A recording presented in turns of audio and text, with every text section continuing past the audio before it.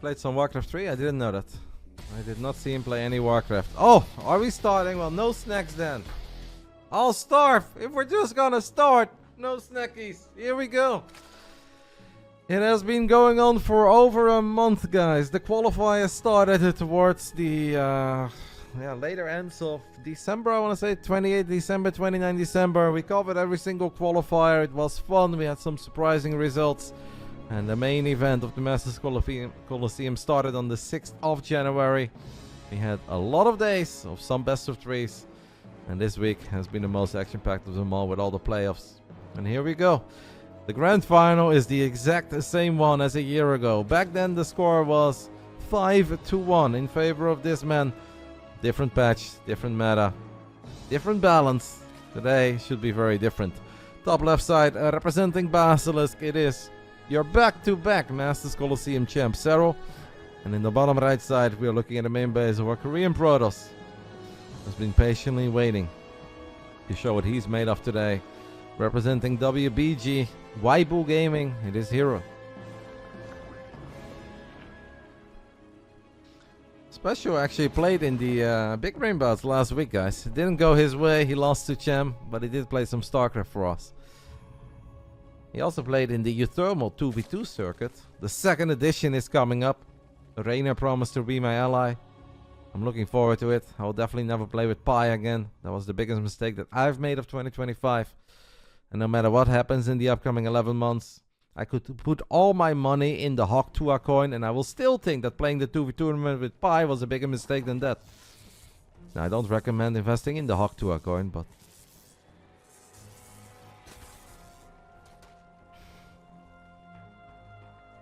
I'm looking forward to the second edition, Mark. Can't wait. Swapping Pi out for Reynor, baby.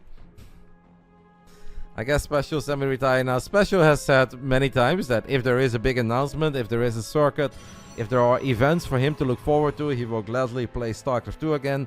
But if the scene stays the way that it currently is, then he's just focusing on poker. And he may play some tournaments here and there part-time, but not very active right now.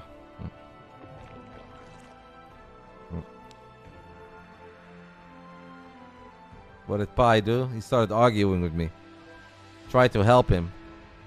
The man pulled drones, made links, spines, and roaches of 17 drones against a single cannon. And then he said that I never told him not to do that. What can I say? And then later on he tried to blame it on me. And he wrote on Reddit that he wished he had a better ally. Unbelievable. Well, go find that better ally. You have a hard time. I'll have an easy time. No, I'm joking, guys. I love Pi. It was a lot of fun. But the second edition of the Uthermal Cup is coming up. That's exactly how it went. Neon Violet Square. We're going to have a Void Ray first. Now, I mentioned yesterday that I actually think taking your Pocket Expand here as a Protoss very early on is kind of bait. Because Protoss does not struggle defending 3 bases against Zerg. So if we don't struggle taking 3 bases against Zerg, why do we have the urge to take a base that only has 4 mineral patches instead of 8? Yeah, you can say it feels very safe and you only have 1 wall to worry about, but taking a third is not exactly the most difficult part about this matchup. So I'm surprised that a lot of Protoss players like to take it so early.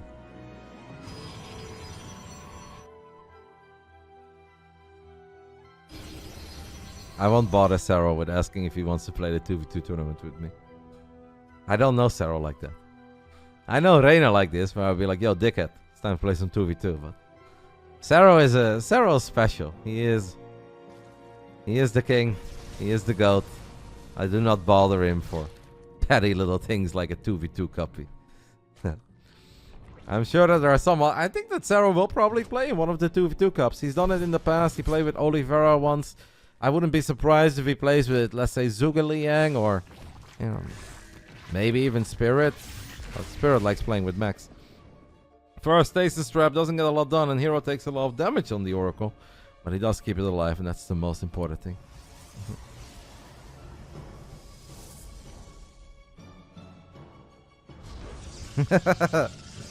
What if Serral is indeed like the prettiest girl at high school and nobody asked her to prom because all the guys think that he will say no?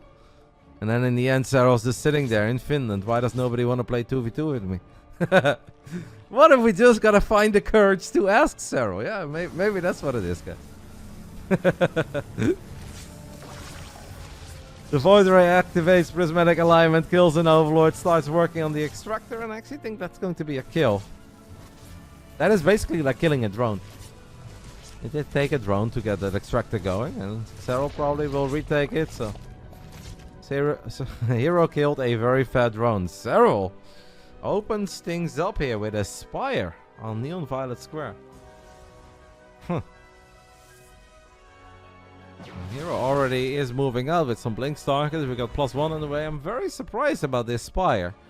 I hope that Serral is not blindly counting on herO playing some sort of a Fleet Beacon double Stargate Tempest opening, because that is not what it is at all. Obviously, Serral has played Mutas in the past, even against Blink Stalker openings, and you can just use those Mutas to harass a little bit, force out some cannons, keep the Protoss at home. Tiny bit worried.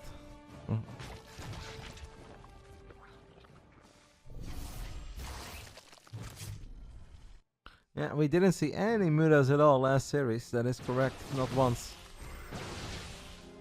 I mean, the Spire is not going to help Serral right now, but Serral does have some Roaches, Lings, and Ravages here. First Revelation lands. I think herO missed that forward crit tumor, by the way, so... herO went for a very deep Revelation, and because of that, he actually missed the active tumor. Nice little tiny victory there for Serral. Reynor told us Muta is bait. Well, Serral is apparently a believer. Now, herO is probably the only Protoss player on the planet that I actually think is better with Blink Stalkers against Mutalisk than Phoenix. The game that he had at Gamers 8, so not EWC but Gamers 8 against Dark on Gresvan, actually lives rent-free in my head. It is the only PvZ at high level that I've ever seen where a man had +2 Phoenix with range, kept on losing them to Muta Corruptor, and then said, you know what, I give up on Phoenix against Muta Corruptor, I'll go back into Stalker. herO did that. I still think back about that game, because I couldn't believe it. I watched that game with Reynor while we were having lunch at Gamers 8. And I think Reynor facepalmed like 27 times during that game. Serral's Mutas are heading towards the other side of the map. And herO has nothing, so these Mutas are actually going to find everything that they look for and then some. Will herO just warp in units at home and continue attacking, or is he going to hit us with a recall? No, herO continues to be aggressive. Never mind, herO does recall. I don't know if Serral saw the recall, so he needs to be a tiny bit cautious here. That could be a big blink. The observer doesn't show us, but I think that was just a big blink below the Mutas. And we caught the tail end of it. He's making a Phoenix. And honestly, guys, keep an eye on that Phoenix. Because Pig has explained this in the past to great detail. Now, I've never really checked this, or I don't know this myself, but I trust Piggy in it. herO apparently does not really group his units properly, but he basically F2s a lot, and then he basically sets up new groups all the time. But if that is the way that you play, where you don't really rely on like Stalkers on 1 and Phoenix on 3, but if you just get new groups all the time, yeah, then it's very hard to move Blink Stalkers around and move Phoenix around at the same time. And if you don't group your Phoenix, they will die against Mutas. Thank you, PKPZ matey, for the prime.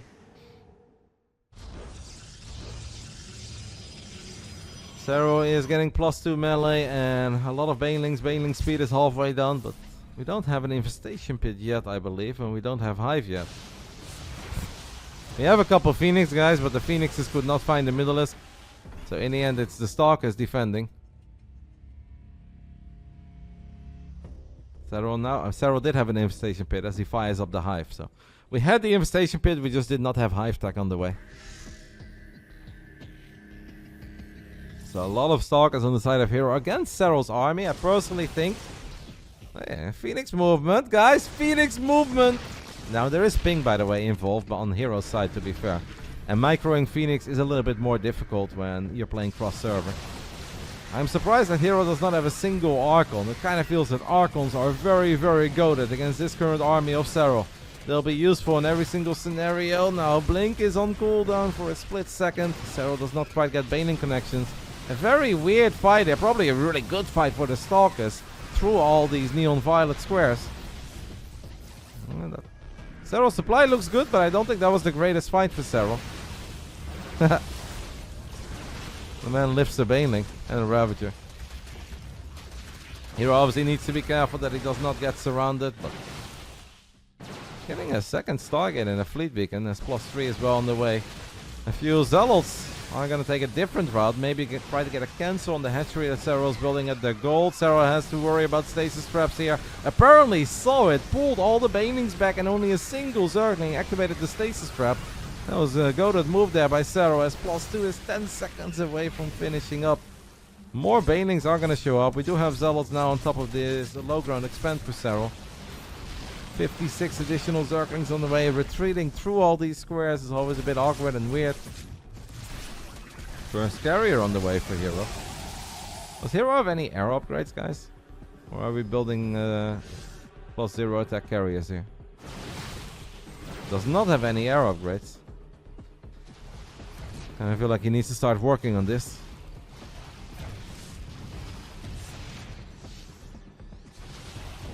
Well, if you're Serral and you don't see the cybernetics core spinning, the last thing you think about probably is carriers on the way anytime soon. So that might work out for herO.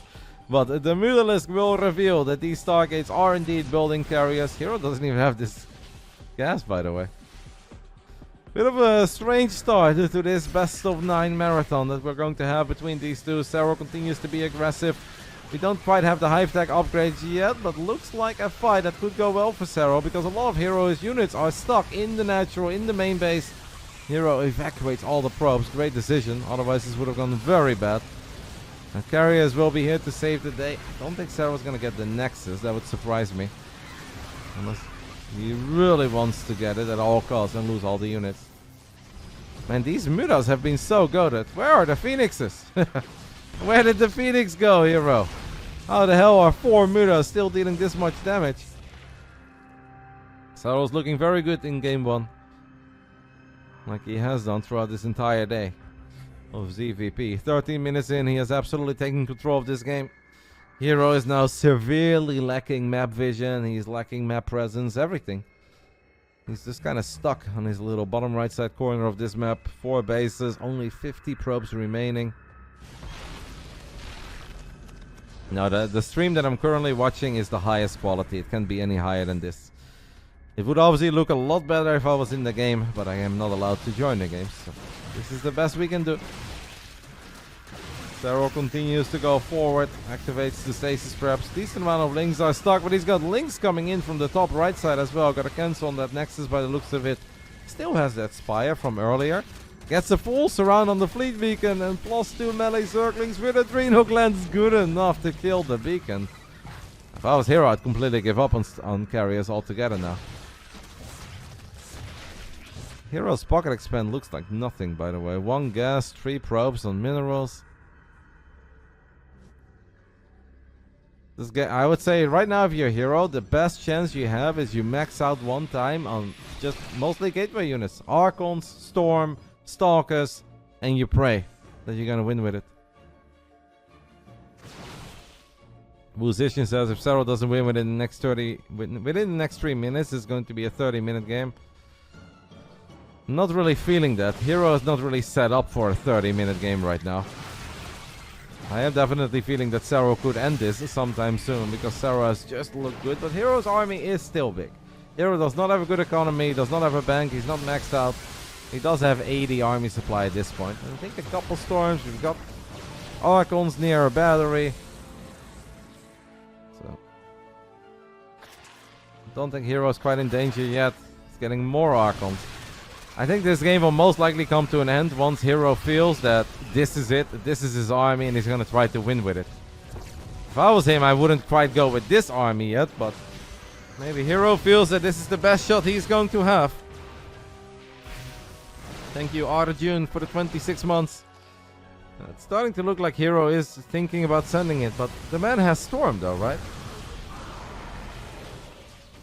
Yet we don't have a single High Templar here. I mean, obviously Archon Stalker is pretty good against Roaches and Lynx, but Ultras are on the way. Maybe we're not looking for storms. Maybe this is just it. Well, herO really does have a shot with this army. Getting 4 more High Templars. He's getting a few more Zealots. So it is indeed like just make as many gateway units as possible. Don't bother rebuilding a fleet beacon. Don't bother taking like 2 more bases. Oh, what a catch on these Archons. And the Lings are so good. +3 melee Lings with the Reynor Grants are so freaking good. These Archons just melted. And this is great for Serral, obviously, because now Serral can get a few more tier 3 units. An extra Ultra R2. And herO may have a lot of Archons, but he does not have any Immortals. An Archon Stalker is not horrible against Ultras, but if the Ultra count gets very high, then you do really wish that you had... I love how there is a Sentry. Little Sentry in the mix for a Guardian Shield is not a bad play, to be honest, because it does help keep that Mothership alive a little bit longer, allows the carriers to live a little while longer. herO is microing his Stalkers back. The Archons are doing a good job in tanking, but he lost the Mothership, lost the carriers. He's losing a couple probes to a single Zergling. And Serral immediately maxes out once more. 48 links, 7 Ultras. I think herO knows that this game is not going to go his way. The Mutas really made the difference. The Basilisk were fantastic for Serral. They kept herO busy for a long time. They kept on finding damage. They made herO's aggression a lot less severe. And this kind of feels we're looking at a very tiny Protoss army. As Serral gets another Nexus as well. And this is going to do it, guys. The Ultras, Queens, and Lynx for Serral are going to take the 1-0 lead. herO taps out. Couldn't have timed that any better. It was 4-1, Minty Flash. 4-1. GG. Serral wins his 5th PVZ, or ZVP in his eyes of the day. And looked good, even on a Neon Violet square. I don't really understand why Protoss players keep taking that pocket expand. It would be !B or bracket 0 Cabal. But this is the grand finals, mate. There is nothing else to look at. This is the grand finals, the final match of the tournament. The loser of the series will get $3,000 for being the runner-up. The winner gets $6,000. And Serral can obviously complete his three-peat, winning Masters Coliseum 6, 7, potentially 8 today. We have been discussing for weeks whether or not these are Dragon Balls. Everybody is pretty much on the same page that these are absolutely Dragon Balls. But I don't think they're allowed to use Dragon Balls, so let's pretend they're not Dragon Balls. But they are. They're very blurry Dragon Balls.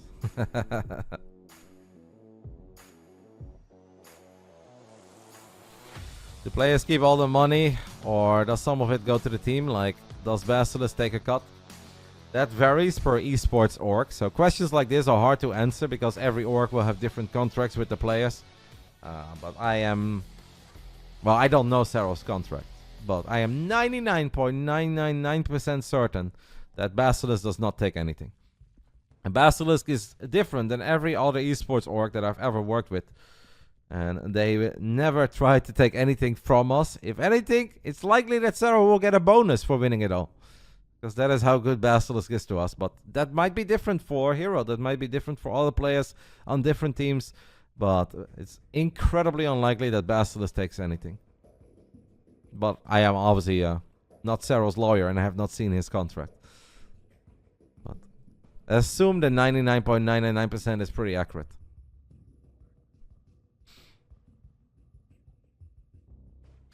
I can let you guys know, for instance, when it comes to WTL, one thing that Basilisk did, which I thought was mega nice, is obviously the players win prize money in WTL, right? The World Team League.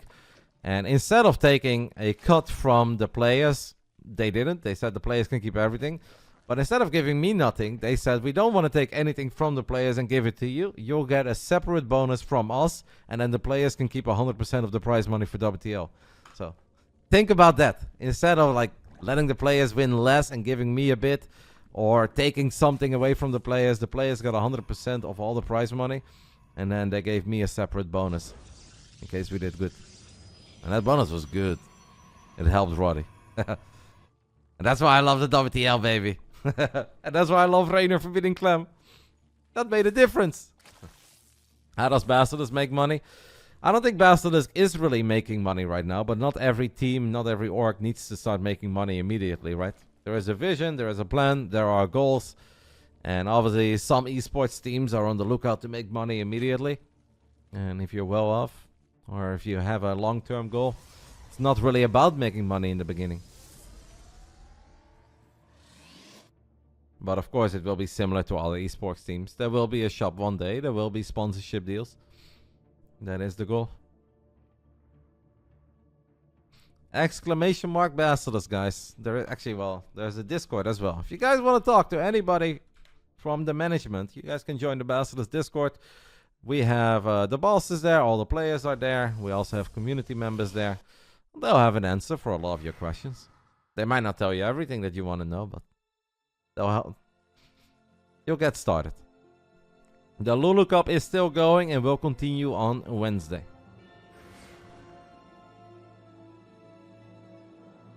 Where's Roddy got a Lambo with that money? 1 to 24 skill though.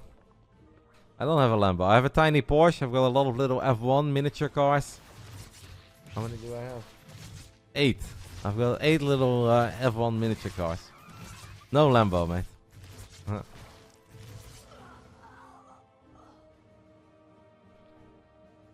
Abyssal Reef is going to be our second map, one of the largest maps in our current map pool.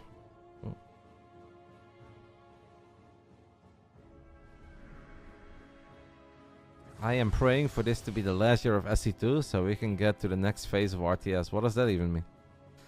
What is the next phase of RTS, mate? And I don't think that's how it works. I think people can continue enjoying StarCraft for a very long time, and I think they will. A lot of people grew up with this game, have been watching it and playing it for a long time. Some people even started with original StarCraft, then Brood War, then StarCraft 2. People will keep on enjoying it. Hopefully SC3. So you really think that, let's say, you get your wish. This is the last year of SC2. You think SC3 comes out in 2026? Does that sound like realistic to you? Never heard anything about it. All the people that make RTS games left Blizzard. Haven't seen a single trailer about it. Not a single word has been announced. Like, just a casual StarCraft 3 next year. I'm sure that would be a banger of a game. Might run on your iPhone, mate, but that doesn't sound like a very good idea to me. 2026 is next year? Yes, it is. What about SC2 Remastered? I think SC2 still looks very good. I do think things could be better on Battle.net. Like, if I would have one big wish right now for StarCraft 2 is that they have to redo the ladder. And they have to redo the way that searching for games work. Because a lot of people are moaning about Reynor streaming League of Legends, but then he streams StarCraft and he has to search 6 minutes to get a game. Every single time. And then some people even leave immediately because they're like, oh, it's Reynor, I can't win. Like, that just doesn't work. That worked a long time ago when we had a more active player base, when we had more high-level players laddering, when the skills were closer to each other. Right now, the current version of Battle.net does not work for these guys anymore. So I would really love to see that being redone. But when it comes to like actual in-game stuff, I like the way the StarCraft 2 looks. I like the way it feels. I don't see what SC2 Remastered could improve about it. Sure, it can always be a bit sharper, I guess, but of course you can fix it. You can just set the measurements and requirements different and redo the point system and decrease the gaps.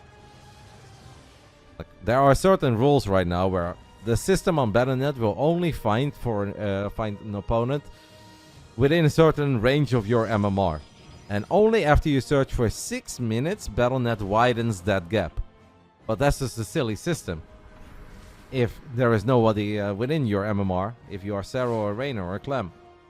And then basically people are forced to smurf, but then they smurf, then people get angry. Like, why the hell are they smurfing? They're playing on a 6K account. Yeah, well, it's never good enough. If they stream a different game, it's not good. If they stream StarCraft, they can't get any games. And if they smurf, they get accused of smurfing. So it just doesn't work the way that it's currently done. It worked 10 years ago, it worked 5 years ago, but that doesn't really work anymore. Too many of the semi-pro guys have moved on, and those were the guys that made the difference between the actual amateurs and the plebs like me and the pros. And if those guys are not playing, the top guys can't get any games. So you just have to reset the requirements for people to match on the ladder. And that would obviously mean that you're going to see a lot of one-sided games, but I still think that is a lot better than having 6-minute breaks in between every game, making ladder literally impossible. Like, I also, even like, I'm not that high ranked, but even I have the super long search time sometimes. And if I have to choose between sitting on Battle.net for 6 minutes waiting to get a game or playing against Reynor, I'd rather play Reynor. Am I going to lose 100 out of 100 games? Probably, but A, I might have a good time. B, I've got something to show. And C, I can actually do my job rather than sit on Battle.net.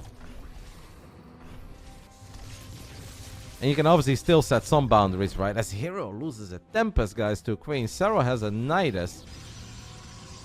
Sorry. Anyway, TLDR, that is what I would wish for. And saying that you wish that StarCraft 2 would die this year, I think is a very silly thing to say. But whatever made your life, go ahead and pray. I'm not a praying man, but if I was praying, be something else, then I hope this video game dies so I can watch something else. Well, but hey, if that's what you want to wish your wish on, then go for it. How does he lose that Tempest? That is a mistake. Now, the way that servers obviously work, guys, is that it's very likely Game 1 was on West, Game 2 was on Central. So herO is going to have a higher ping in Game 2, 4, 6, 8, if we get there, than Serral. herO will have the better ping than Serral in Game 1, 3, 5, and 7. So it's more likely that you'll see silly micro errors on the even number sets of games for herO. Now, I still think a Tempest is a lot of HP, and we probably shouldn't lose that even if we have slightly higher ping, but mistakes are made. Guys are human. That's also a different wish of mine, Yugo Synapse. I wish that we keep all the current servers. I mean, I don't want to talk about this stuff forever, but I wish that we just turn all the servers into one global server. And you will still keep your sub-servers, and you can still play low MMR games. Serral is corrupted, skilled is Nexus. But I wish we get rid of all the different servers and just make one global server. Because I actually genuinely believe that would make people very active again. Because then making GM is going to be a real challenge again for a lot of people. Including, let's say, me. I'd be excited. It would mean something. It'd be fantastic to just have one global server. And then in the global server, you still have the sub-servers. You have Brazil, Singapore, Europe, America. The different Americas. Asia, etc. Anyway. Let's take a look at them corruptors. The carrier count is quite high and the air upgrades are okay-ish. We've got +1 done, +2 on the way. I want to say I don't really hate this for herO. I kind of believe in the power of the carrier, and he's even firing up a couple of emergency Void Rays, which I think is a good choice, guys, because Void Rays build a lot quicker than carriers. If we don't lose all the carriers to some corrosive balls, this should be a hold for herO, and if it's a hold for herO with this many carriers, then it should be a win.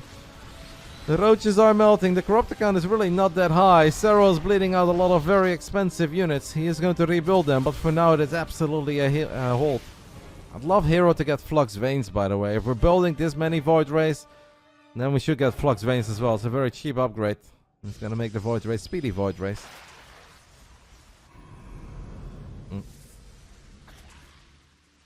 He already has Flux Veins? Yeah, they look fast. You're right. Love it.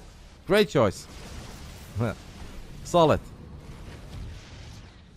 That's how good herO is, guys. I wish for something, he already has it. It's because I got distracted by a man saying that he wishes StarCraft 2 dies this year, so we can have StarCraft 2 next year. Because of that, I missed Flux Veins. Not the EWC balls again. But even if we have the EWC balls once more, they shouldn't be as effective against carriers as they are against Void Rays, but I am not ashamed to admit that I have lost the occasional carrier to a lot of Ravagers. It can be a thing. Should it be a thing, Roddy? No, probably not, guys, but it has happened to me. And I'm afraid it happened more than once. Since you guys were talking about Snoot earlier, Snoot actually used to counter carriers with Infestors and Ravagers. And all my carriers would clump up because I'm a fish and I'm just right-clicking and A-moving. And then Snoot would land a Fongo and he would spam like 20 corrosive balls. I had a couple of very painful moments against Snoot, where a lot of carriers disappeared very quickly. It is double Cybercore on the side of herO. At least it was earlier. He was getting attack and armor at the same time. I guess we lost this Cybercore because now he's rebuilding +2 attack. That's kind of sad. Because that +2 was on the way minutes ago.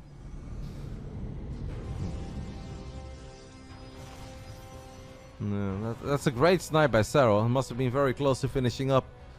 Because I was actually happy to see that with the amount of carriers that herO had, that he had +1 so quickly, and he was already working on +2, and he was researching armor. The double Cybercore is obviously a play if you're spamming carriers, but I feel most of the time about carriers, it's so much more about the attack upgrades.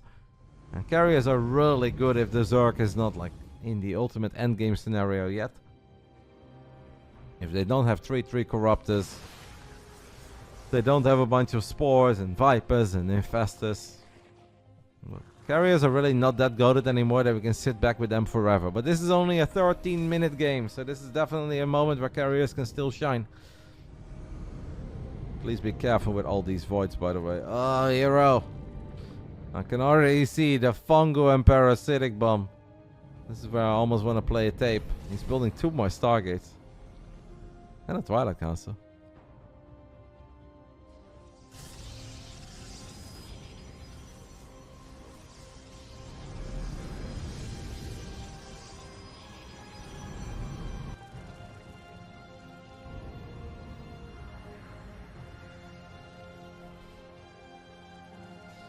It's very hard to get Archons if you've been spamming mass air, as Serral will land not 1, not 2, but 3 abducts. The first carrier melts immediately, the second one should fall, and the third one is going to fall as well. The voids come in from the bottom left. I don't really know where herO is exactly going to take this game, but we're just going to sit here with mass air and not do a whole lot. It's not going to go our way.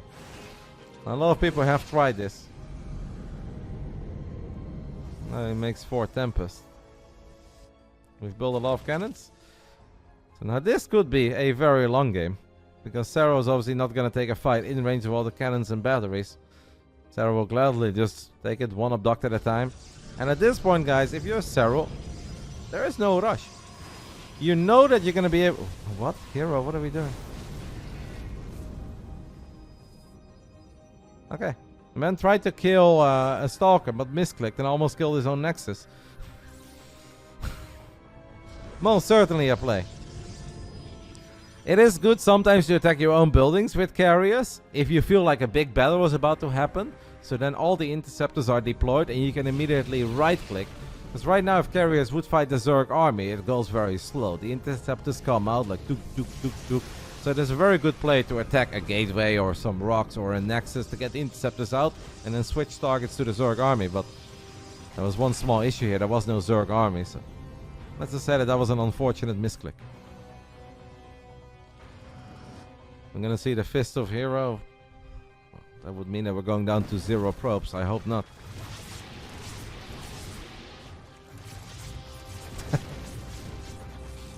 Alright, herO didn't want the sentries anymore either. He got rid of those too.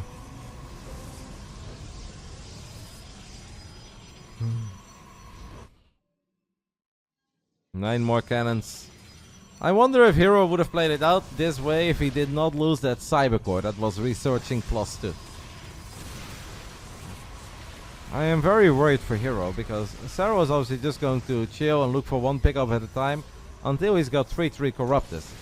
And if both players get all their dream upgrades, that just favors the Zerg. Unless herO is gonna pull off that classic, sweet, late game, sexy Void Ray spread micro. But, oh my goodness, not again. herO is not exactly known for that, guys. As Serral does grab like 4 or 5 of them. It seems like we're just gonna send it now. +2 air weapons is done. I like that herO is going for it, because the longer we wait, I really think the worse it gets. And I'm not saying that I think he's going to win right here, right now, but just sitting back forever and wait until Serral has a gazillion Corruptors with +3 attack, +3 armor is definitely not going to go herO's way. So I'd like to see him try to make some moves. You know, you guys talking about Gamers 8, and that was the year where Classic was the only Protoss that made it into the top 8. Classic played some stunning PVZs in the group stage early on against both Reynor and Serral. And he had some of the most sexy late game Protoss engagements I've ever seen. A beautiful spread on the Void. And as good as herO is, and I think herO is a better player than Classic, don't get me wrong. I just don't think that herO is capable of that kind of stuff. Or at least is not likely to pull it off as well as Classic did it back then. herO is a lot more about speed and blinks in your face and crazy multitasking rather than very sophisticated, beautiful late game concaves. But hey, maybe he can prove us wrong. Oh my. It's just the observer for now.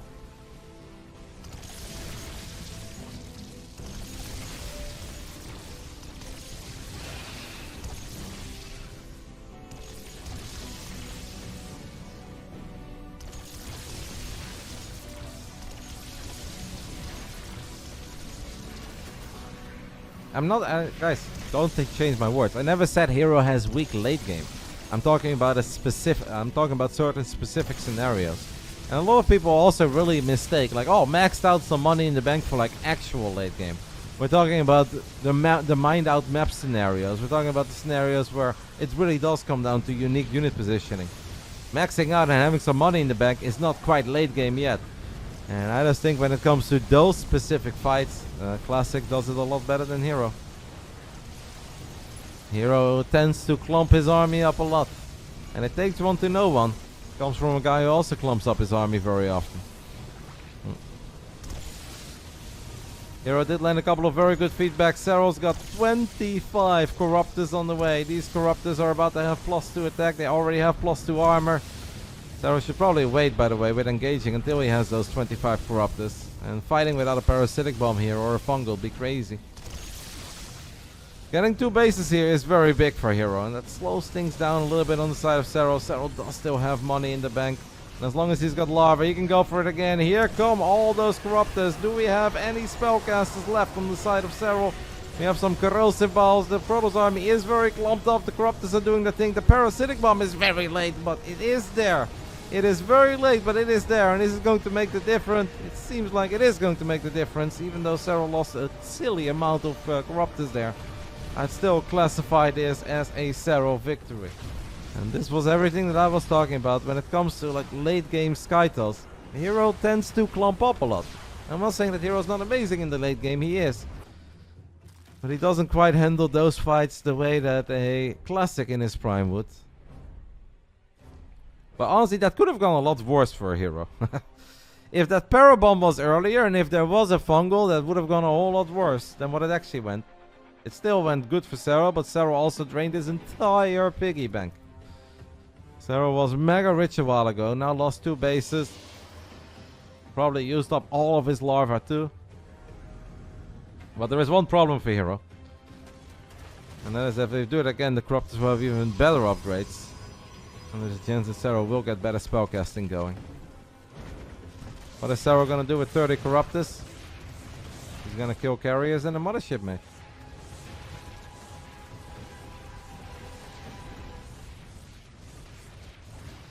There's people saying that you're surprised that herO didn't remax on Stalkers. Guys, herO has 0 ground upgrades. He's got Plasma Shield, so his Archons will be good.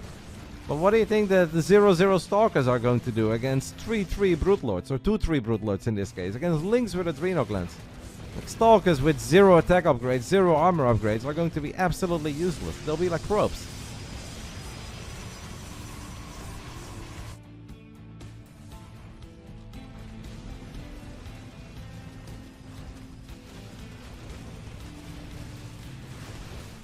herO has a slowly rebuilt. He is adding in an Immortal now. I'm kind of afraid that these Immortals are not going to do a whole lot either, as the Ultras of Serral get on top of the top right side base. Parasitic Bomb, Loco Maneuver. herO is going to storm everything he sees, but the interceptor counter drops to almost 0. Now the storms are insanely big, but there's so many Corruptors left. They're all on 1 HP, but even 1 HP Corruptors can still fire. And herO lost the vast majority, if not pretty much all of his carriers there. 3 remain, and extra Void comes out. Yeah. I mean, Serral obviously is nowhere near as rich as he once upon a time was. but is rich enough to make 16 more full HP Corruptors. Is gonna get a couple of Infestors. I just don't really see this going hero's way. Carriers are mega expensive, so for all the talks about Serral losing his army and having to spend all his money, well, good luck building 20 carriers. Takes a couple bases to get there. Now we're gonna make Void Rays, but Infestors and Vipers are still there, are still on the menu. And the Corruptors are 12 seconds away from 3-3. I understand that herO is doubling down on air, because I don't think this is a moment where you can switch into ground. I don't think the gateway count is high and his upgrades are straight up terrible. It's not been that kind of game. It just really has not been that kind of game. I think hero's best chances in these games were right when he was defending the first time. The first hold, honestly, was amazing for herO. Put him in a good spot. Could have given him some momentum, but he just kind of sat at home. We built a lot of cannons. Maybe losing the Cyber Core scared him. He's not done yet. He's looking for a few more big storms, but so far it is herO and his spellcasting that once more lends the Parabomb on the Void Rays, lends a couple of very good fungals. Corrosive Balls will connect a little bit as well, and this is going to be it, guys. herO is going to take the 2-0 lead because herO, his units, have just been way on top of each other. A few times too many. GG will get called. At least that's what I assume he's going to do. Maybe he looks at this mineral bank, he's like, 2k minerals maybe. Nah. It is herO's world, and we're all just living in it. As he takes the 2-0 lead after a failed Roach Queen Corruptor attack. herO really was in a good spot. But unfortunately could not capitalize on it. Now, Neon Violet Square and Abyssal Reef are very large maps, are very unique maps. We're now going into different maps, and I feel like some of these maps are going to suit herO a little bit better, where he can just be in Serral's face with Oracles, with Stalkers, some Adepts maybe, some Zealot run-bys, Frostline, like Eldorado is a bit turtly, but Ultra Love allows aggression, Whispers of Gold allows aggression, so I don't think this finals is a foregone conclusion yet.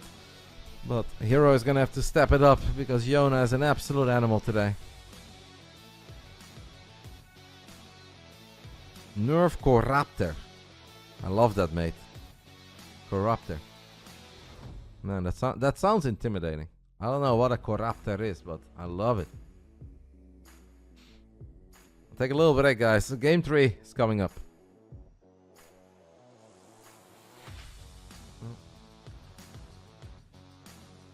Off-topic question, but what wheel? If you mean to race, I don't use a wheel. I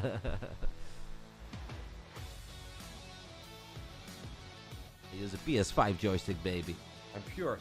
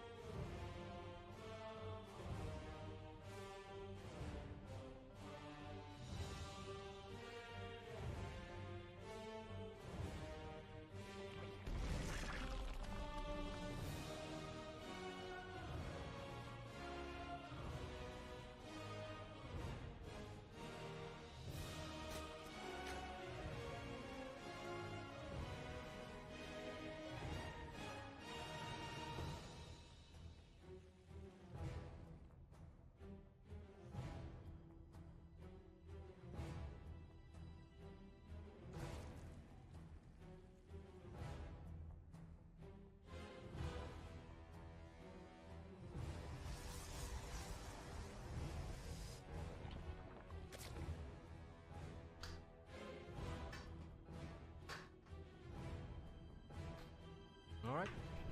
Looked like they were taking a break, but apparently there is no break. This is not the Lulu Cup. These are the grand finals of the Masters Coliseum. The Lulu Cup continues on Wednesday, and it will happen Wednesday, Thursday, Friday, Saturday, Sunday. So it's exactly a week from now. There is a chance that we'll be casting this if they make it to the grand finals of that event too. But that's going to be harder. because Clem is in those playoffs as well, so I'm kind of expecting a different finals there. But the Lulu Cup continues on Wednesday. Top right side, guys, of Frostline, the man who is 6-1 in ZVP today. I thought ZVP was not winnable. I think I read that somewhere multiple times. It's Serral. Bottom left side, he's down 0-2. But still a lot of StarCraft left to be played. And I think some of these maps that are coming up suit him a little bit better. Should be more favored towards his style and his strengths. It is herO. I still think we've got a finals on our hands, but it is mega important for herO that he wins this game. It is a best of 9, so you could say that even 0-3 is not the end of the world, but this is on US West. This is the server where herO will have better ping, and this is also a map that I think is good for herO. ZVP is not winnable by humans, that's why Serral just does it. To be fair, Reynor won a couple ZVPs too. Reynor lost to herO in a very close nail-biting series, 3-2. But Reynor has historically struggled with herO. But did beat Zone. Obviously beat Max Specs recently.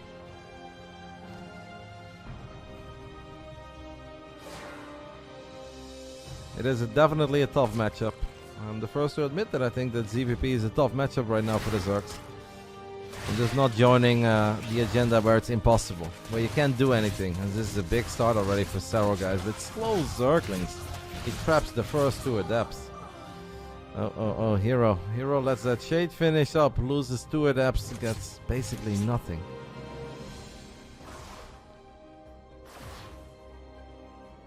Not the start that I think herO was looking for. There is no unit in the wall off right now.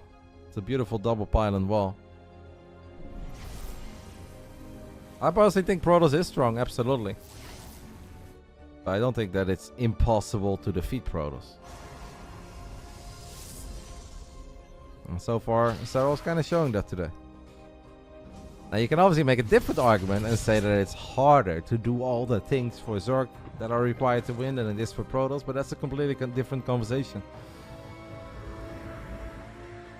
herO is going to open things up with triple Oracle. This is the style that Reynor spoke about the other day when he joined us for a couple games, when he was watching Serral vs Australia with me. He thinks that this style is not that good anymore.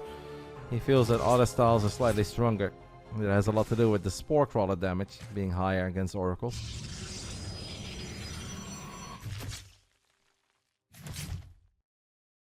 Serral never really struggled with Skytoss. There is one thing that Serral has never struggled with, it is Skytoss. That has not been an issue to Serral for, I'd say, the last 8 years. There's obviously different things right now that have hurt him. And it's a lot of the Blink Stalker aggression. It's different Twilight follow-ups, but Skytoss has not been an issue to Serral in forever. Definitely not in this tournament either. Not in the recent games where Max Pax got the best of him that had nothing to do with Skytoss. We're talking about a couple of Tempests defensively with cannons, batteries, storms, Archons, yes. But if we're talking Skytoss, we're mostly talking maxing out on a mothership, Void Race, carriers. And that's not an issue for Serral. It has not been.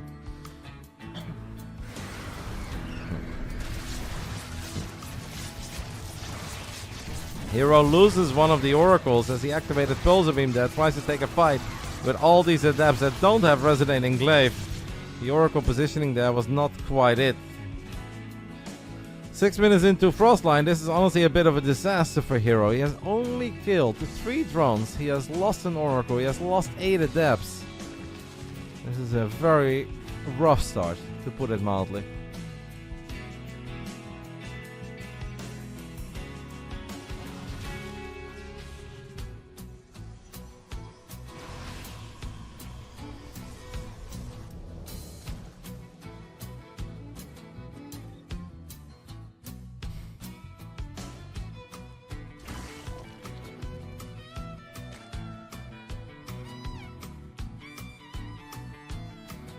This music definitely slaps.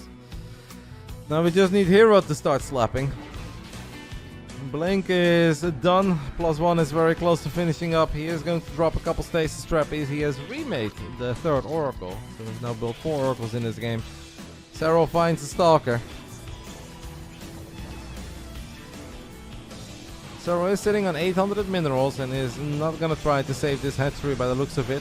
He is still a 4-base Zerg, so losing a hatch is not the end of the world, but obviously a bit annoying. Might make transitioning out of Lingbane Hydra a bit more difficult. What if Serral has no ambition to transition out of this?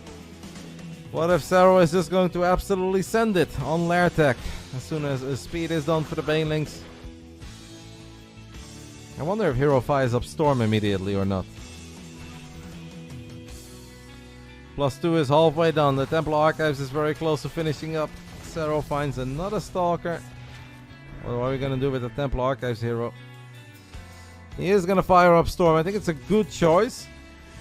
Right now, if he looks at this base, knowing that he killed the hatchery in the bottom right side, and you take a look at the 4th base of Serral, and it's an 8-minute game, and you only see 6-7 drones there, I think you should realize that it's not really about your aggression right now. That it's most likely that Serral is going to be the one that will be aggressive. Because Serral does not fire up a hive tech of 60-something drones. In this case, it is 73. It is unlikely that Serral is just going to sit back for a long time. So I hope that herO realizes that what he needs to start preparing for is Serral's aggression rather than his own aggression. And these are moments where Serral's supply can just explode. And it looks close, and suddenly Serral's maxed out and the Protoss has 70 army supply. Spotting morphing Banelings kind of in the center of the map. herO, please go back to the high ground, mate. You don't even have Storm yet. Go back to the high ground. We're 10 seconds away from Storm. If we're just buying time, maybe it's okay, but I'm starting to get a bit worried. We need Storms on the side of herO. herO has Storm. Hydra speed not done yet. Couple Banelings in the mix. Storms are okay-ish. That's a bit of an adventurous blink. That also means that the Stalkers are stuck right now, but we continue to drop Storms. What a stasis in the middle of the battle. herO lands an absolutely fantastic stasis trap that keeps the vast majority of his Stalkers alive. He's down 14 workers, but he's got Storm, he's got Blink Stalkers, he's got Oracles against the Lair Tech Zerg. I like it for herO. I really like it. As long as we don't lose too much against these Banes that are about to freeze up. And do we have an answer for them? We've got a cannon, we've got Blink Stalkers. A really good hold in the end. That looks scary, it got a bit dicey, but it's good. I mean, herO loves to attack, I get it. This is just what herO does, and this might work out, and maybe he's about to get his first win on the board. But it's also scary, because herO does not need to attack. But hey, if he gets the hatchery, it's obviously a good choice, and Serral does not feel like he's even getting this hatch. But against the Lair Tech Zerg, if you're 4 bases with Protoss, you've got Blink, you've got Storm, you don't need to be the one attacking.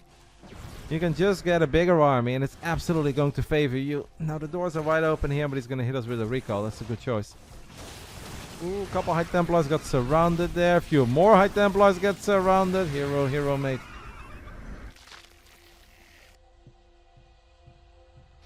Obviously, what these move-outs do is scare Serral, and it makes it impossible for Serral to just drop an Infestation Pit, drop a Lurker then, and sit back.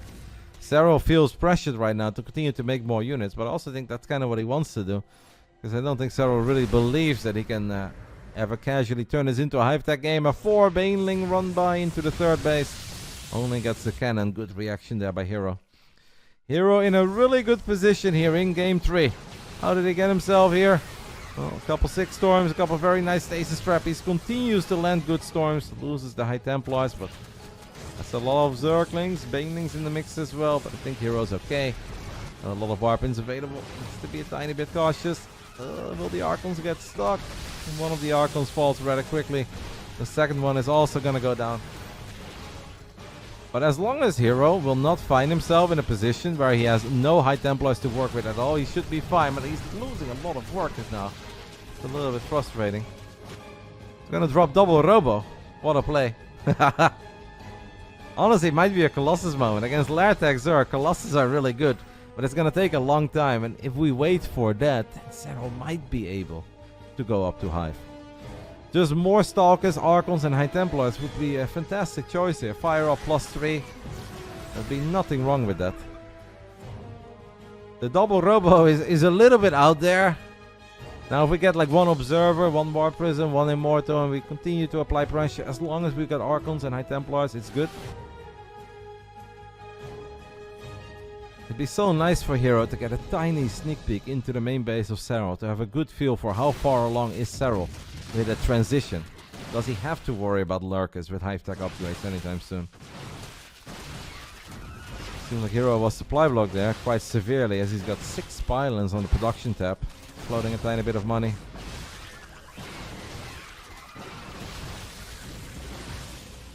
Still have 2 oracles.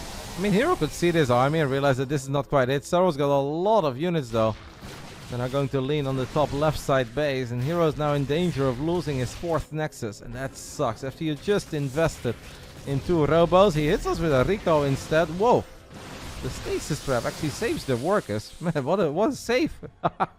What a save on those workers! Alright, herO gets 2 immortals. Now Serral gets 10 lurkers immediately. I would love the 3rd unit out of the robo to be an observer, and then another immortal or a war prism. And then we just go. +3, stalkers, archons and storms. A lot of links going down on side of Serral. I mean, Serral is not maxed out and has no money in the bank at all, but he's doing a great job in keeping herO busy. There's double observer even on the side of herO now, which is okay too. And as long as there are a couple storms here, I absolutely love this move out. I see 1 High Templar with a lot of energy. Can we land a nice little storm? It's kind of a painful fight for the Stalkers. I think eventually the Stalkers will be okay, but the Lynx dealt a lot of damage there. The Lurkers got a couple shots off. herO blinks forward. No energy for Revelation. Observer not here yet. Now lost 12 probes on the other side of the map. And Serral is absolutely on his last legs, but in a weird way, so is herO. The Immortal is tanking against the Lynx. He's gonna stay alive. The Lurkers cannot save it. herO should be able to get this hatchery, but he lost 15 probes. Gets on top of all the Lurkers. We have observers in the mix this time. He storms the Lurkers. Spills are being immortals. It's not quite enough. It is not quite enough. And herO tilts his head back. Mate, just kill this hatch. If you click on the hatchery right now with the Zealots and the Immortal, you get that. But he wants more. He's going to storm the drones. Lands a 6 storm. Oh my goodness. This game is so scrappy. We have 2 more High Templars coming in, but there is nothing to support them. 2 more Immortals in the center of the map. They could get surrounded by Lynx. Oh my. Oh my. Alright. herO down 8 workers. Could obviously transfer some probes. Some of the bases are, I'm sure, running dry. Mined out. He can saturate this base. The double robo plus 3 immortals. Pretty goated against lurkers. We still have Storm to deal with Zerglings. I don't think Serral has Adrenal Glands yet. Oh, these are expensive losses, herO. It is starting to slip away. The Zealots are gonna right click, I think, on the hatch. Serral immediately hits us with a transfuse. Oh my goodness.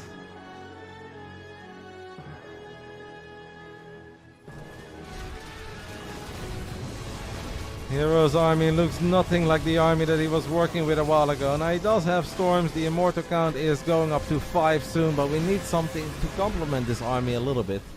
Immortals are going to be awesome against the lurkers, not so good against the Hydras, but hey, we've got Storm for that. There's a couple Zealots in the mix. 2 Immortals very low on HP, still alive though, one of them falls. I mean, +3 is such a game changer here. We have no observers anymore, right? He left the observers behind. Oh my god. We're gonna have a potential detection problem here for a bit. Lands 1 revelation as he did rebuild an oracle. And now there is another lurker in the top left side. And Serral is using this opportunity to potentially get into the natural of herO. herO is down 50 army supply. He's gonna hit us with a recall. He needs to save the natural. I think he will save. Oh, the High Templars are so exposed. That is very unfortunate. That is not where he wanted to see these High Templars. And now all the Immortals are gone, and I'm starting to think that Serral has done it. Oh, poor herO. Poor herO. Well, he's still battling. Lands the Storm, has 2 Immortals. Archons. Does he have detection on a couple of the lurkers? But now the top left side base is in shambles, and Serral wins game 3 as well. A 17-minute game on Frostline.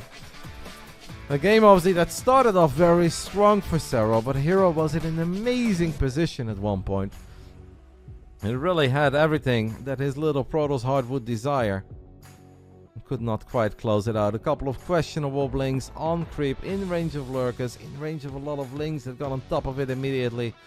Serral did a 10 out of 10 job in continuing to harass the economy of herO with links, with banes, with lurkers later on. And the fight, it came down to like 3-4 units in the end. herO lacked 5 stalkers, a single healthy arc on there to close it all out.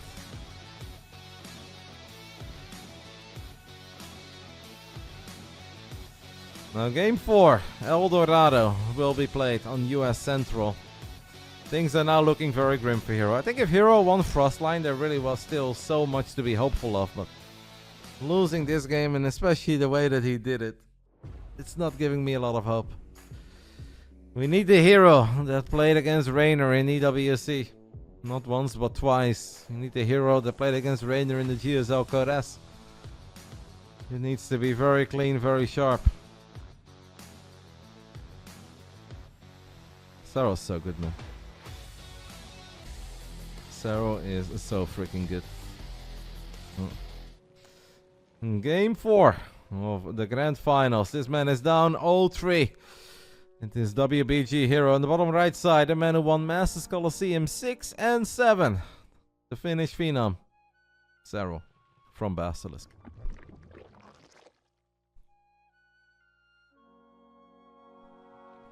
.5-0 would be sad, be bad. Nobody wants it. Not even the biggest Serral fan wants it. Not even sure if Serral would want that. They might nerf Zerg again. Man. Rip Zerg if Serral 5-0's here. They might come for Zerg again, guys. Serral already played max packs earlier today and the score was 4-1 in favor of Serral.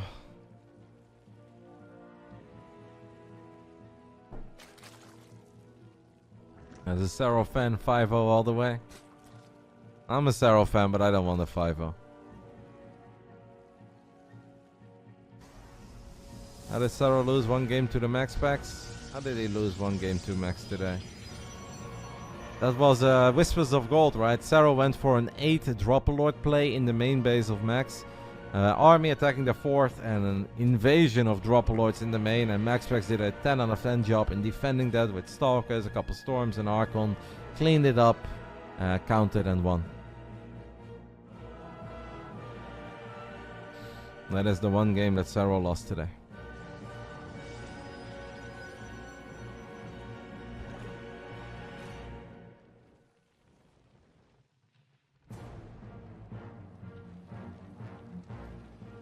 This third game was definitely a little bit sad. I think in the second game, herO absolutely had opportunities as well, because the hold on the 4th was technically great.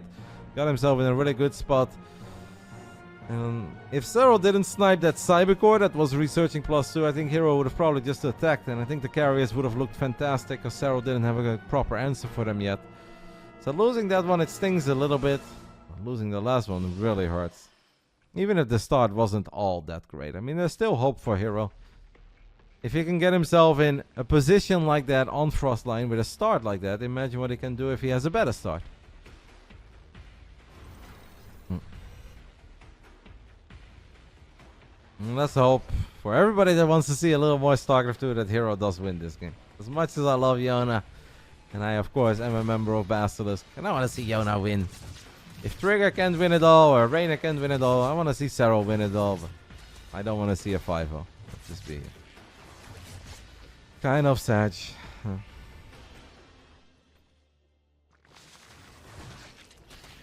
This adapt is definitely a lot more successful than the first 2 adapts on Frostline.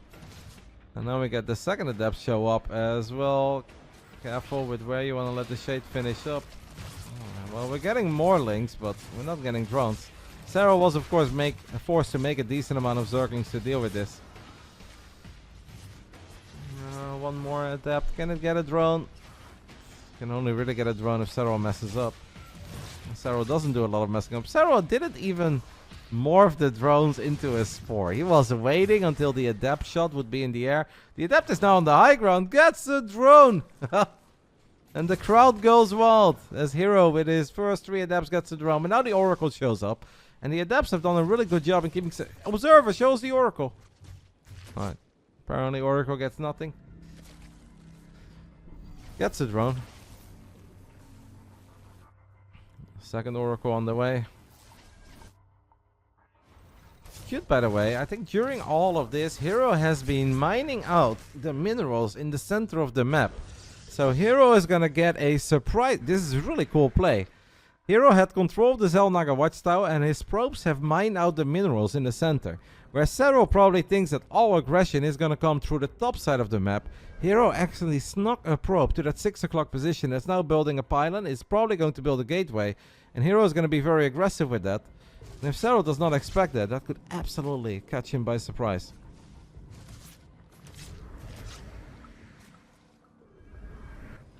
It's a resonating glaive adept. This is cool. What herO is doing here is very cool, guys. Surprise pylon, surprise gateway. Is it risky? Yes. But hey, if you're down 0-3, maybe it's time to go a little crazy. I mean, this scout doesn't really tell Serral everything that he needs to know. Serral sees a Stalker, sees a Twilight Council. That does not surprise him. Unless he was somehow worried about double target, but I don't think he is. This right here is what Serral needs to scout. But herO has done such a good job in controlling the Xel'Naga Watchtower in the center, keeping Serral busy with adepts, that the last thing that Serral's thinking of right now is that there is a gateway right outside of the third. He's got 0 roaches. I mean, herO is very committed. Make no mistake. This is a big investment. He doesn't just need to kill a couple drones. He needs to kill all the drones. But here are these adepts. We're going before glaives. I think maybe we could have waited a couple seconds until glaives was done. But it's all good. He needs a lot here, though, guys. Either we need to get a hatchery or we need to... Oh, Serral just leaves. Serral just leaves. herO gets one on the board. What a build. Honestly, sick. Mining out those minerals. Sneaking that probe to the bottom side of the map. What a build. I love it. Really smart. This is literally peak herO. Vintage herO. It's not about that late game and spreading those Sky Toss units. Can he do it? Yeah, to some degree. But this kind of stuff is what makes herO herO. He gets one on the board. Very cute. Brilliant execution. Well done, herO. Yona, even I think Yona can appreciate that one to some degree. Ay. He got me. Pretty clever. Should have had an Overlord there.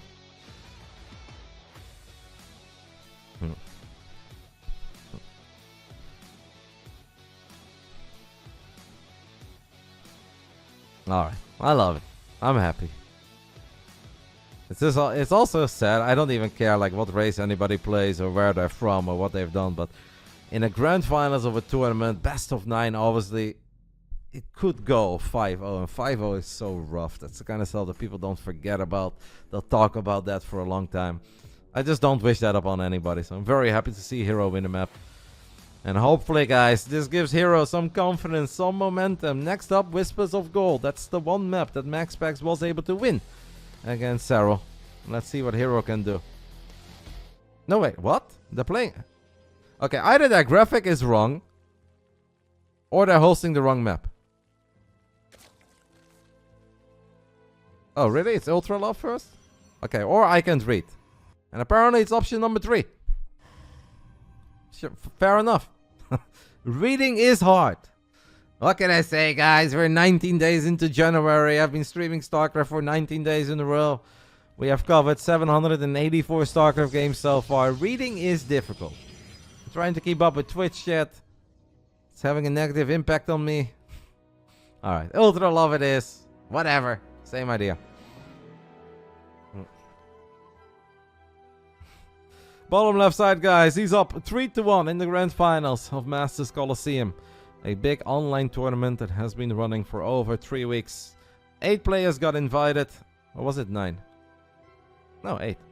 8 players got invited and 8 players made it through qualifiers. Serral was one of the invited players. I don't think anybody doubts that he would have made it through a qualifier. Top right side, it is WBG herO, the man who was the runner-up of Masters Coliseum 7. Defeated Serral in the group stage, as these two guys were in the same group.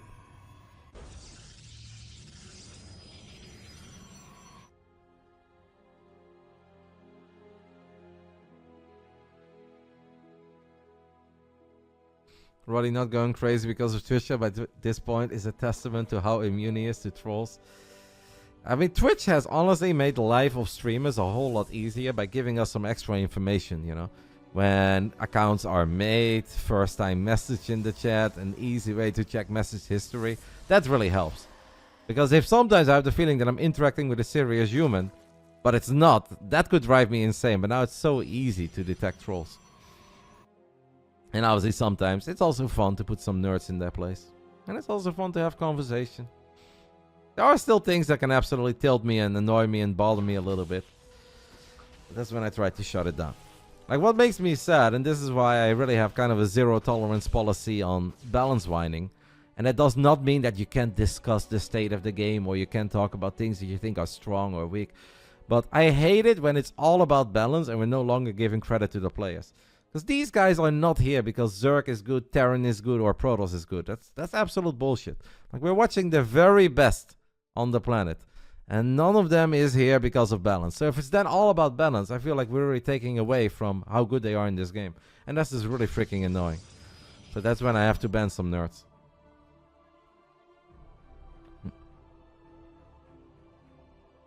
It is insulting. It's disrespectful towards them too. Yeah, absolutely. I try to stand up for players if I can.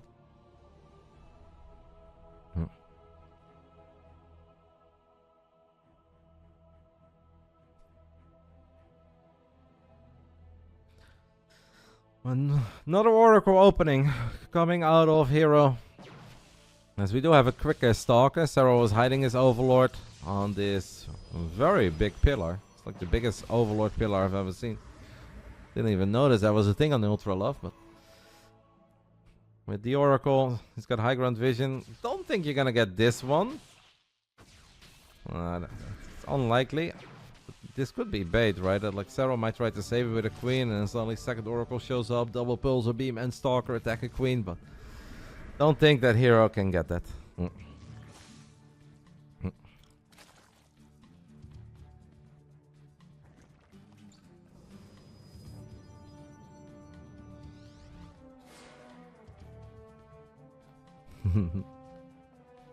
Every streamer has the same golf on.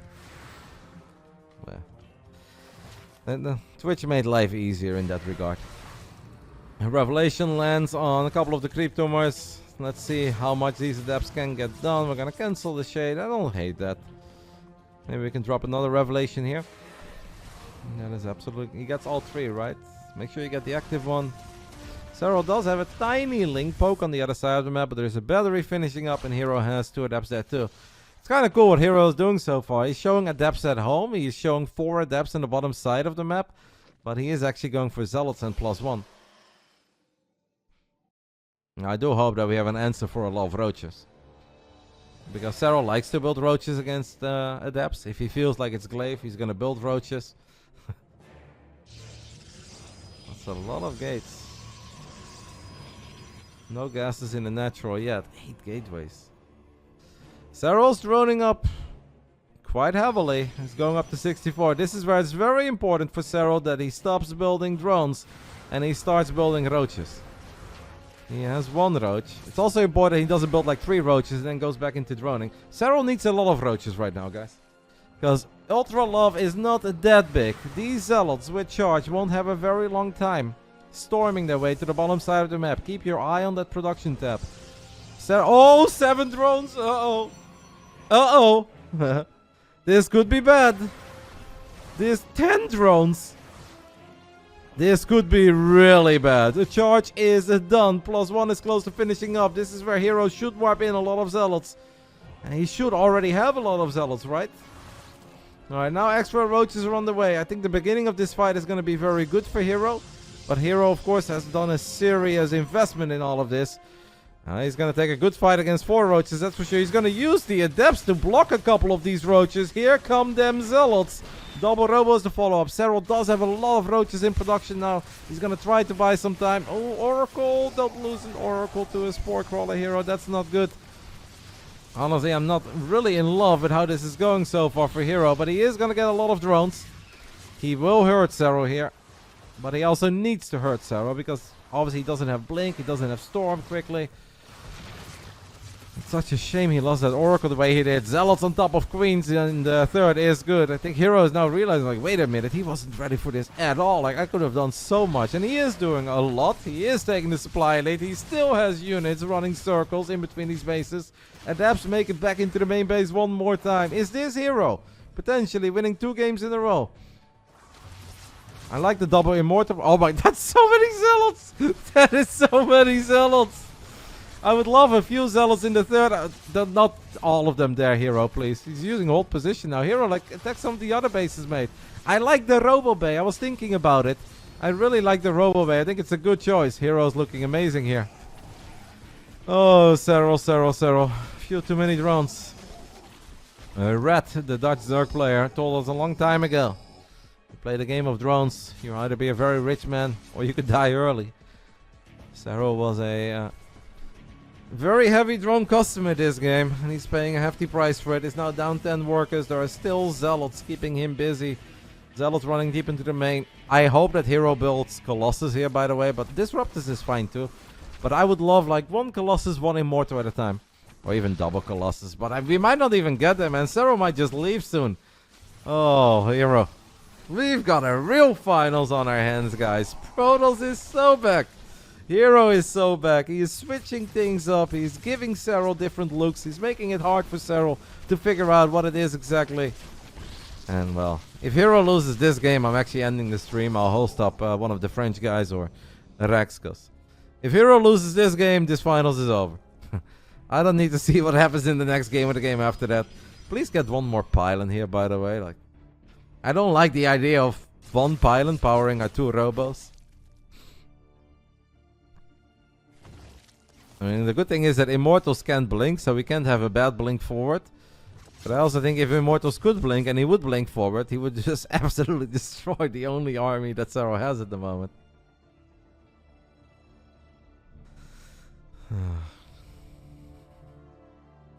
Curious why he didn't expand to a 4th yet.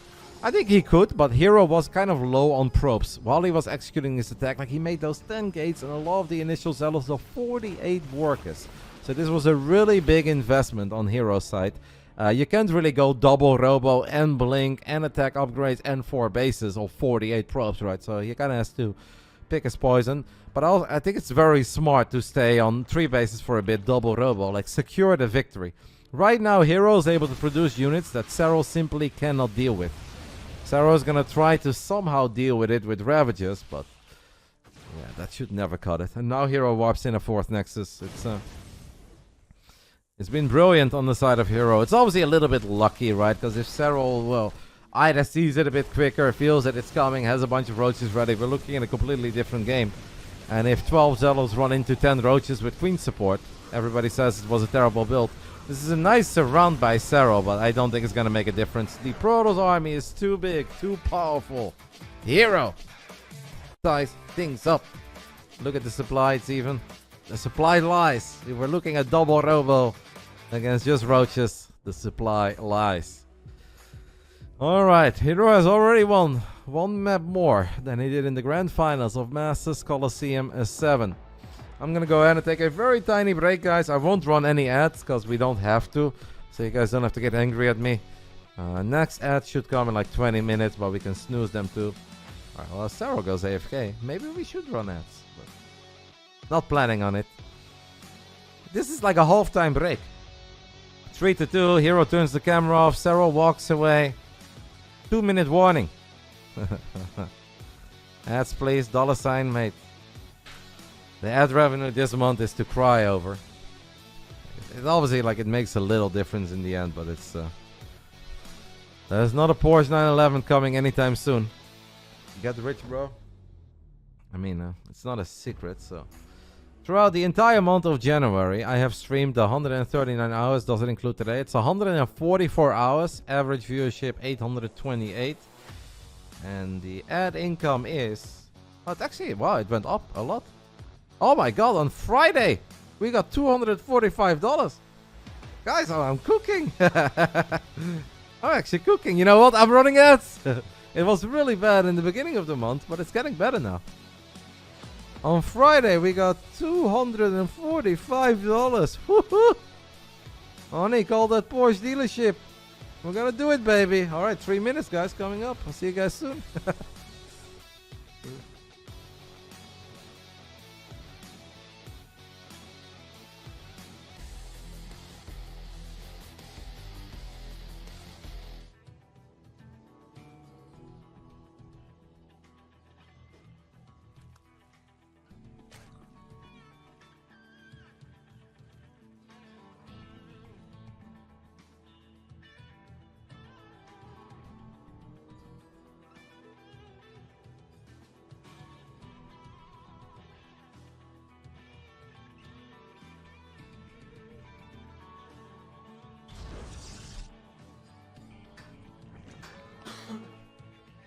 I'll be there soon, guys.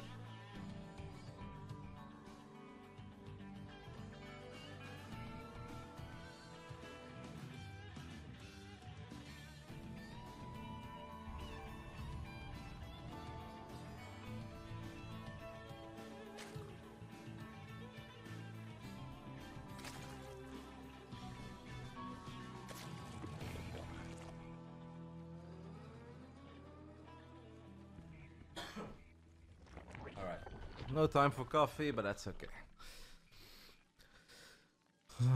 Game 6. I'm just happy that we get to even talk about a game 6. Might still be some ads running for some people, so I'll wait with all the details. If you guys have any questions, if anybody can hear me about this tournament, about the finals, about anything else, StarCraft 2. I don't know anything about EWC or a circuit, so don't ask that. I still have hope. We'll know soon, I guess. But outside of that, feel free to ask away. Game 6, Whispers of Gold. The map that MaxPax was able to defeat StarCraft on earlier today in their best of 7. Also, a good map for herO to play some Oracle. I think Oracle Blink. I don't think we need to do anything else. And we can just take it from there. How come we don't have IM Katowice anymore? Well, I think that has everything to do with the fact that IM Katowice in the past, when ESL made a 3-year deal with Blizzard, so basically this means Blizzard pays ESL to run StarCraft tournaments. That's why they were held. The World Championship finals were at Katowice. Then we had Katowice because ESL was involved in StarCraft 2 and wanted to keep the scene healthy and alive for Esports World Cup. So then they used Katowice first as a World Championship to buy time, and then as a big qualifier for the Esports World Cup. This year, Esports World Cup has not been confirmed yet, so I guess they did not feel like they could arrange it in time. It is obviously sad. It would have been amazing to have a big event in Katowice, but it seems like it's the first time in over 10 years that we're not going to Poland. Am I going to check out the Hearthstone StarCraft expansion? No, I've got no interest in Hearthstone. I did play it in the very beginning for a couple hours, and I just decided it wasn't for me, and I never looked back. Are you at home? I am definitely at home. This is my living room. I used to have a dedicated streaming room, but then I realized that if I sit here for 150 or 200 hours a month, I'd prefer to sit in the biggest room in the house, and that is the living room. So I moved my setup to the living room. It's actually Reynor that inspired me to do this. Because Reynor stayed at my place twice for a couple of weeks, and I gave him a temporary setup in the living room. And then when I was sitting upstairs in my little cage, I was like, why the hell is Reynor living like a king and am I sitting in a pleb room? Why does Reynor have it better than me in my own house? So then when Reynor left, I was like, F it. I'm just moving my setup downstairs, baby. So, inspired by Reynor, to be honest. Isn't the bigger room worse for soundproofing? Well, I think my sound is totally fine. But I like it, because I actually feel like a smaller room can be echoey, unless you obviously invest a lot in making sure that it's not. But I think it is less likely to echo in a big room. Is Wadi not streaming as much these days? No, Wadi has actually streamed a lot in December and January. He's been very active. There was definitely a period last year in 2024, like I'd say the months after the Esports World Cup, where Wadi was streaming a bit less. He also spoke about that at Home Story Cup 26. No, wait, 25, I think, the one with Todd. Where he said he was taking it a little bit easier, but over the last 2 months, Wadi has been mega active.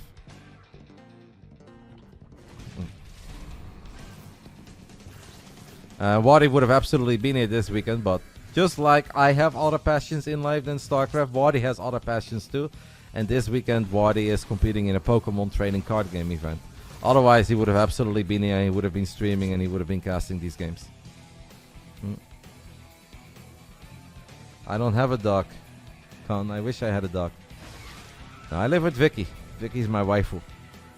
She's a Bulgarian lady that has been living in the Netherlands for 11 years. Nothing to do with esports. She's a front-end developer for a big insurance company. I am allowed to have dogs. I've just always been afraid that, I don't know, that I wouldn't have enough time for them. I used to travel a lot. I don't want to get a dog if I travel a lot. I want to make sure that it has enough space, that it's happy, that I can give it the love and attention it deserves. I really want to have a dog, man. It's like, I don't have many dreams in life. I joke about a Porsche and stuff, but don't care much about that. I do want to have Akitas one day. If I would die before I ever had my own Akita, I would honestly say that my life has been a failure. So I want to have that, but the time and the place needs to be right. Also need to be financially well set, right, in case the dog gets sick or it needs surgery. You don't get a dog like an Akita if you're afraid you travel a lot, or you don't have space for it, or you don't have time for it. Like, that would just be a bad choice. I would never do that. But I will have a dog one day. Anyway, enough about me. Lol, that stalker was stuck between the Zerglings. It's kind of funny. Serral dives on this. It is always risky to go very far off creep, especially if the oracles are around. One oracle gets sniped. Great snipe by Serral. herO is sitting on 1200 minerals. For a man who's sitting on 1200 minerals, he's awfully far out on the map. How about a cat? I am unfortunately allergic to cats, mate. I learned that the hard way. I didn't know that growing up because my family never had one, but I'm very allergic to cats. It gives me rashes everywhere, swells my eyes. A little pill does not save me. I get mega itchy. Like a couple minutes, a couple hours around a cat is not bad. But you put me in a house or an apartment where cats live and there's fur everywhere, oh, it gets bad for me. It gets really bad.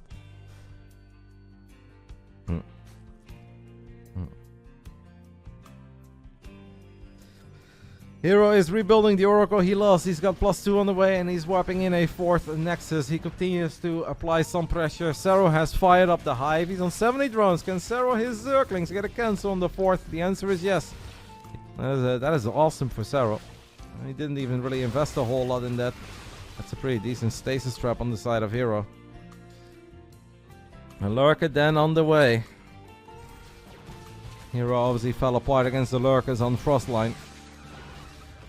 You know, what I have noticed in a lot of these herO games, guys, is that once the game starts going, like herO is obviously so aggressive, right? He loves to fight and he loves to trade.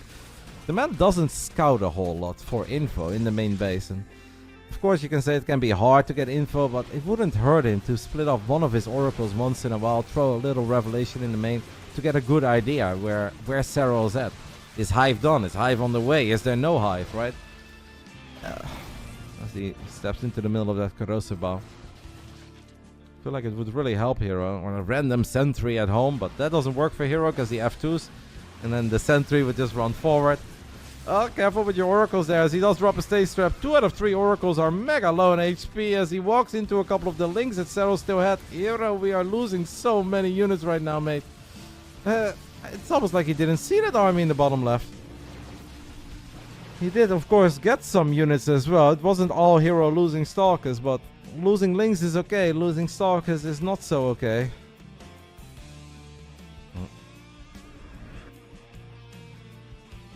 I believe it, Barnes and Bolts. Thank you so much, mate. 132 months, that's so long. Thank you, amigo. That's amazing. I met the man a long time ago in Canada. It's a nice thing about having people that have been watching the stream or stopping by once in a while for over 10 years. It's like, I met you, and I met you, and I met you. It doesn't go for everybody, but it definitely goes for a lot of people that once you're a StarCraft fan, you're kind of a StarCraft fan for life. And of course, life will change, and sometimes you get busy and you have less time to watch, less time to keep up. The passion level may go down a little bit.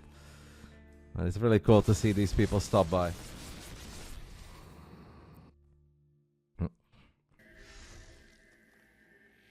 Thank you to the Big Maple as well for the 19 months. StarCraft is trying to get a run-by going into the natural. It's a mix of roaches, ravages, and zerglings. Heroes are going to really respect it, will activate recall, but this does give StarCraft a lot of time to truly start getting that hive tech going. As its Reynor Glance is on the way, Lurker's speed is on the way, so I assume we already have seismic spines. Seems like a lot of Lurkers are stuck in the stasis trap, but StarCraft is Hydras here. It's a mix of Hydras, Lings, 1 or 2 Lurkers are putting on a lot of pressure, and herO is having a tough time here in cleaning things up in game 4. herO is a man who thrives in chaos, but kind of feels that this has been a little too much chaos. I'd love to see how many Stalkers have died in this 11-minute game, but I can guarantee you that number is way higher than what it should be. And now he loses the Robo, he loses the 4th. I'm actually afraid that was the only Robo too, so that means we're not going to get any Immortals anytime soon. It looks like Yona is back to doing what he does best, and that is just looking awesome from the beginning till the end. herO now drops a Desperation Fleet Beacon, but there are Lurkers to worry about as he makes a crazy herO blink into the meat grinder, and it's StarCraft who gets a very convincing Game 6 victory in the end. herO just got a bit too scrappy. 2-3 different groups of Stalkers running into Lings, running into Queens, Hydras, Roaches. And then it just didn't go anywhere. And it all started maybe with that first Oracle that was in range of the Queens that died. StarCraft played a beautiful game. Had a very good read on it. And herO couldn't get it going. Just could not get it going. Why does herO not rush Tempest like Max? He could counter the Lurker, because I think herO is afraid that if he goes into the Tempest too quickly, that obviously it turns into a Corruptor game, and if it turns into a well upgraded Corruptor game with Vipers and Infestors, Serral just kind of has his number. So in herO's mind, it's probably best to avoid that, and I'm kind of speaking a little bit for herO. It's situational as well. Every game is different, and all the little intricacies of the mid-game exchanges, they matter. And in this game, herO just probably felt that his best option was to be very aggressive with the Blink Stalkers, get a proxy gate out in the center of the map, just Blink Stalkers back and forth non-stop, and try to overwhelm StarCraft with great micro. But it was StarCraft who got the better exchanges in those moments, and I think at that point herO's game plan kind of fell apart, and then he started winging it a little bit. That means that it is championship a point, as we have loaded into ley lines in the top right side. 2 wins in a row. Unfortunately, it could not close out Whispers of Gold. It is herO. And in the bottom left side, 1 map away from completing the ultimate ZVP challenge. A best of 7 versus Max Pax into a best of 9 versus herO. The back-to-back champ of Masters Coliseum, BASILISK StarCraft. The 3-peat is within range for StarCraft.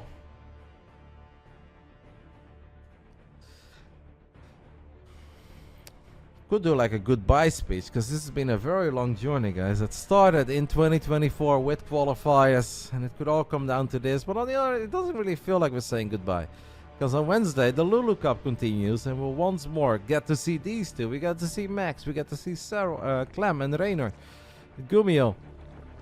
So I don't know. We'll save the speech for once that tournament is over. And then we get to play Euro Trucker, as Jeremy gifted me Euro Trucker. And once this crazy month of casting and watching all these games is over, we're going to drink whiskey and play Euro Trucker on Steam. And I think it's going to be a 10 out of 10 time. And then hopefully we get good news. Maybe we already have it, Jack. But yes. That is out of my hands though, mate. I can't do anything about that.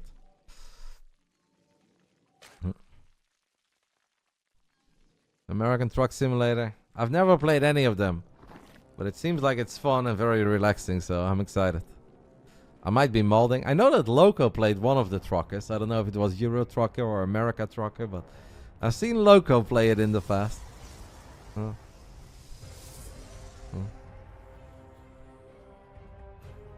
I should become a Deadlock caster instead. I have no desire to be a Deadlock caster. I love Deadlock. It is mega fun to play. And I will definitely follow the scene if they get a proper pro scene. But I do not want to be a caster. I'd be okay to watch a couple games from home if it's hype. if I maybe have friends playing, because a lot of the StarCraft guys are really good in Deadlock. Like Lambo is amazing, Mixu is great, Elaser is damn good. Obviously a couple of the guys from the channel are quite good. Milky Cow is apparently very good. So it'd be super fun to see these guys compete and watch the games, but no desire to cast. Can I do a local maneuver with the trucks? We'll find out once the Lulu Cup is over, mate. But anyway, big shout out to everybody from the WTL, because they are the ones that made another Masters Coliseum possible. And they are the ones that gave us all these amazing games over the last 3 weeks. And had qualifiers, so it was literally open to everyone. These are the two that have survived the gauntlet. They were both invited, but as I said for StarCraft, I think the same goes for herO. I don't think anybody has any doubt that herO could qualify for a 16-player tournament. What makes that be a good crossover from SC to Deadlock? Honestly, mate, it's a meme, but I think some of these guys are just gamers. And that's why you've seen StarCraft 2 players be successful in other games as well. Like Elish, the world-class Counter-Strike player, he was a StarCraft player. We've seen like Show be good in Hearthstone. Recently, when I was at the... Well, that was not recently, but when I was at the Esports World Cup, I think a lot of you guys will remember the name Xenocider. He made top 4 the Esports World Cup in Teamfight Tactics. So, Xenocider, the American Terran player who played for EG briefly, won $40,000 playing Teamfight Tactics. I didn't even know he played that game. A lot of these StarCraft guys are just hard workers, and if you have that work ethic, if you're willing to be on the grind and you enjoy it and you're successful, you can succeed in many different fields. So I don't think that is like a StarCraft Deadlock exclusive. No surprise that a lot of RTS guys that worked mega hard in becoming good in RTS became really good poker players. Like Kiwikaki, Elki, Jinro now, like Boxer. Well, I don't know if Boxer is sponsored or if he's good, but maybe a bit of both, right? I think it's mostly just the work ethic that really carries over. How good is Juanito at poker? He's not good. Sorry, Special, if you're listening, but right now he's not good, but he's learning. He's brand new. Nobody is good in the very beginning. I mentioned Elki chess. How good is Todd? Todd is alright. Honestly, I think Todd does himself dirty. I think Todd is better than what he gives himself credit for. And because of that, he's slowing down his progress a little bit. That is a conversation for a different day, guys. This could be the very last. The more of the story is, this was a long tournament. Shout out to the WTL guys. Had great fun. And we'll continue with the Ludo Cup on Wednesday. That is where we started. That is where I'm going to wrap it up. As herO has gone for Resonating Glaive Adept as a follow-up. Serral has +1 melee Zerglings, but that... Well, he doesn't have +1 melee yet. But +1 melee links ain't good. Serral overdroned on Ultra Love against all the Zealots. He has once more, I'd say, kind of overdroned here. Ooh, that's a big stasis as well. It's about to run out. Here are the Adepts. The Roaches are not out yet. Serral's gonna take a beating. The only question is, how big will this beating be? Not even the Queen stand a chance here. All the drones are stuck. Get in there then, herO. If the drones can get in, you can get in. But herO's gonna battle the Roaches. We may just get another game of StarCraft. It is Ultra Love, a part 2. But instead of Zealots delivering the finishing blow, could very well be Adepts. I mean, Roaches spawning one at a time from 3 different hatcheries. I'm not gonna clean up 15 Adepts. Oracles into Adepts. And +1 melee links, guys, they don't do anything for you here. Unless you have Banelings too, but Serral doesn't have Banelings. This is mega for herO. Absolutely mega. The follow-up is a Blink. We have a Robo on the way as well. He should be able to get this hatchery. Serral is going to try really hard, but another Stasis Trap. This might just be it, man. Serral has no more money. He's out of Queens. If you lose the 3rd, I think you're in danger of losing the 4th as well. It's the mass gate attacks that are really bringing herO a lot of success here in the grand finals of the Masters Coliseum. And that's so many Adepts. He can actually kill this hatchery too, man. With the Adepts, it doesn't even matter. GG gets called. And herO saves the goodbye speech for a different day, as he gets the 3rd map win on the board. Woo! How about them glaives?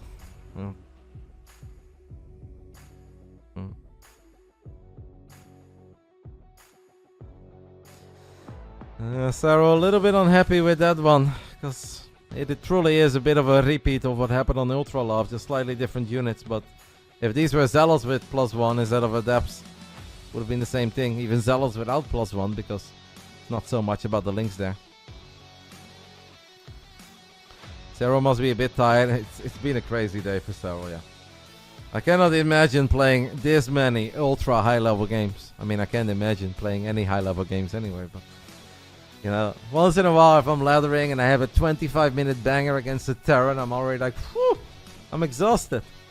Serral played a best of 7 against Max with a 50-minute game 1. And now 7 games against herO, yeah. I think even Serral's probably feeling a tiny bit of fatigue, but... He's almost there. He can see that finish line. How did herO beat Max? In a really good set of games. In crazy games. In a very herO-like way. A Phoenix War, another Phoenix War. A failed one base all-in into a double gold on Amygdala. And what else did we have? It was Phoenix, double gold. What was the other herO victory over Max? I'm thinking right now, but... What was the other victory? Was it Abyssal Reef? Oh yeah, Abyssal Reef Clown Fiesta.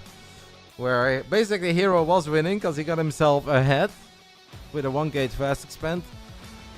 Played Phoenix Immortal, 3-base, defended Blinkstalkers. Eventually started losing because it turned into Disruptor against Disruptor.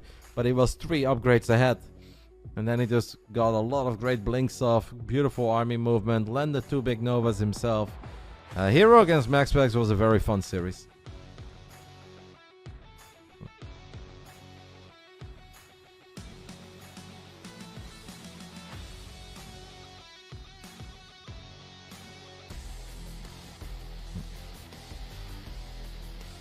Game 8 of the Grand Finals. Words that I don't speak very often, because best of 9s are not something we see each and every single day, but I'm okay with it for this massive online event that has been running for almost a month.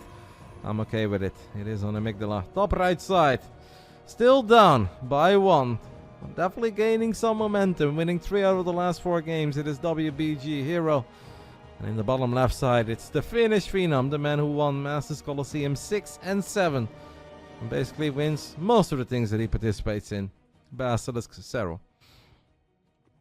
The great Jonas Sutala, the Finnish Phenom, the finisher, the GOAT.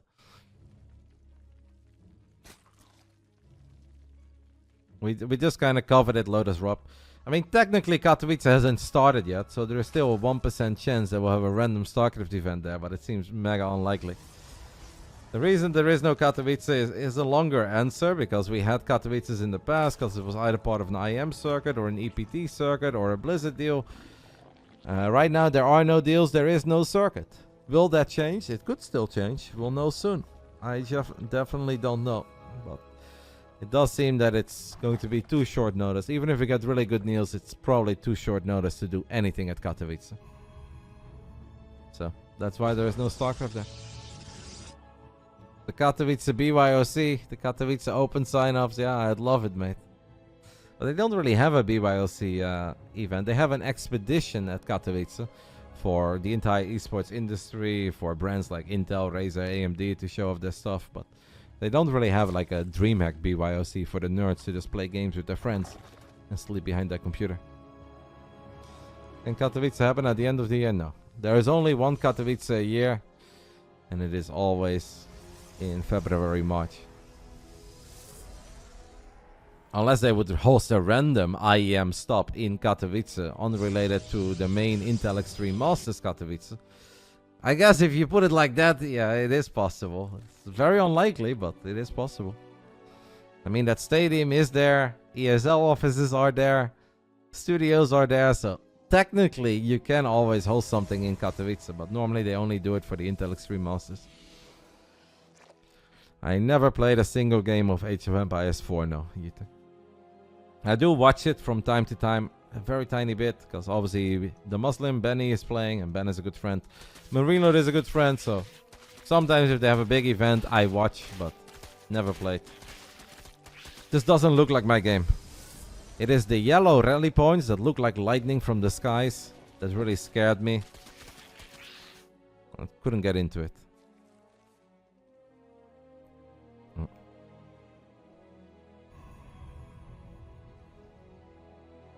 Game is 8 is no longer a thing because Game is 8 became the Esports World Cup, and that is what we are waiting on. Right now, according to the website, that does change from time to time, there are 5 unannounced titles, but a couple of them are pretty much locked up, so 1 or 2 could be for us. They could add 1, they could remove 1, anything is possible.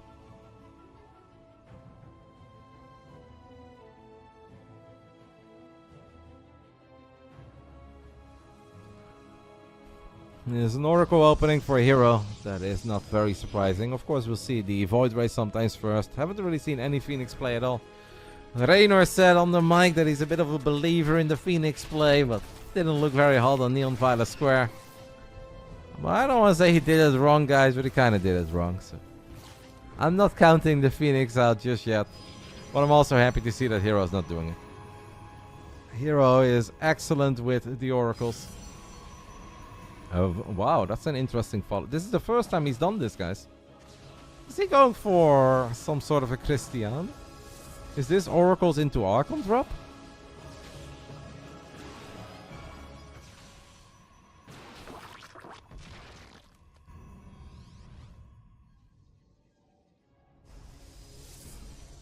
You guys not buying Intel? I used to be an Intel gamer my entire life, EP Phoenix. And when I got this brand new computer, like maybe a year and a half ago at this point, I have a friend that I met through StarCraft. He watched my stream and I became friends with him and he built my PCs. And he's like, yeah, I can put something for you together. And then I looked at the list and I saw AMD and I was like, what? I was like, bro, like, isn't Intel better? He's like, no, not really. I was like, I've always had Intel. I've been an Intel user my entire life. And I refused to believe it. I was like, man, is this guy like, is he hustling me? And I spoke to Nathanias back then. He's like, nah, AMD is sick. Spoke to Serral. They're like, yeah, AMD is sick. I also became an AMD operator. Huh. I was an Intel boy my entire life.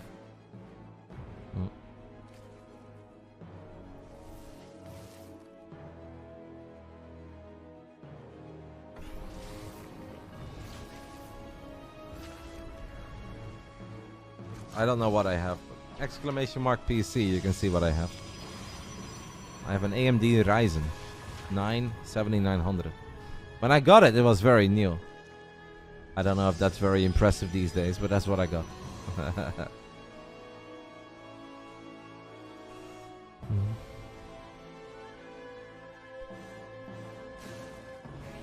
So herO is going double robo. This is old school. There was a time.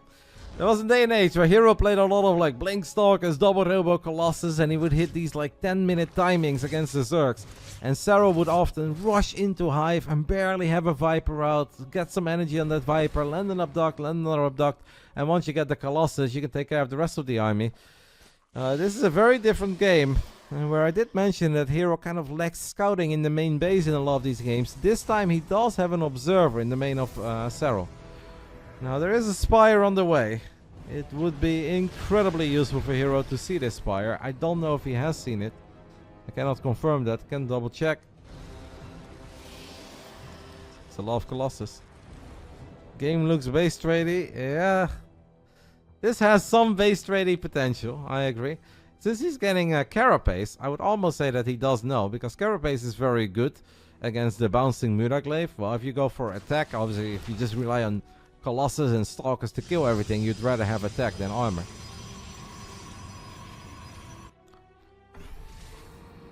Casual 6 pylons on the way. It's not the first supply block that herO's had in this finals. herO is going to blink that army back, recall it immediately, might lose 1 Stalker, and that is exactly what he loses.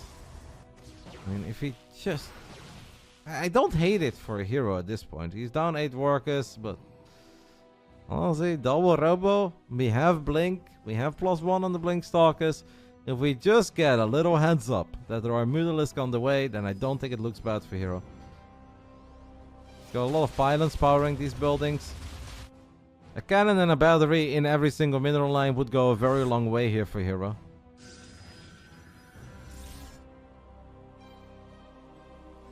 Scary moments here. This could be the end of the Masters Coliseum.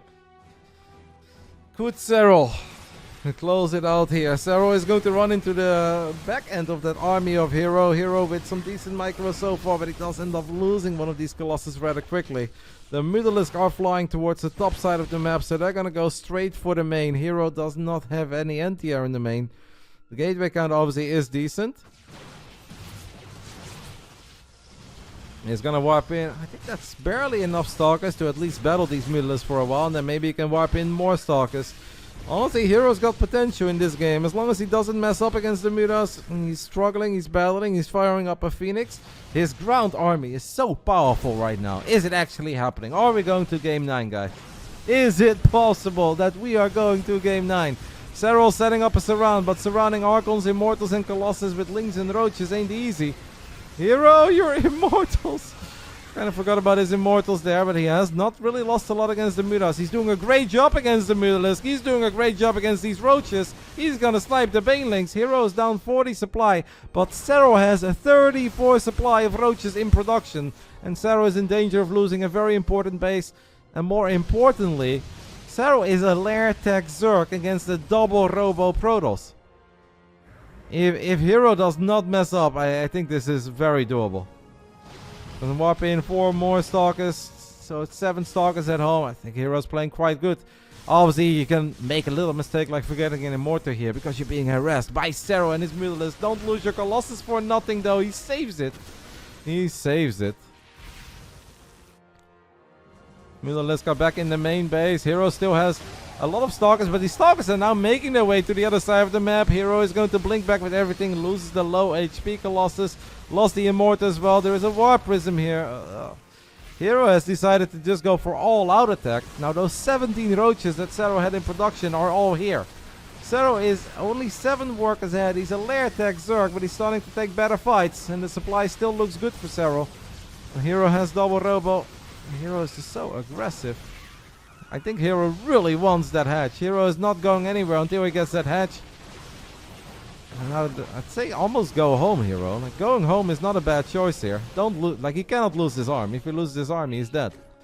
Lost 8 workers now because he pulled all the Stalkers. Wipe in a few more. Serral's up in supply. It's a big supply lead, but it can be deceiving. Because there are no Lurkers, there are no Vipers, there won't be Infestors anytime soon. Obviously getting your hands on the gold is sick.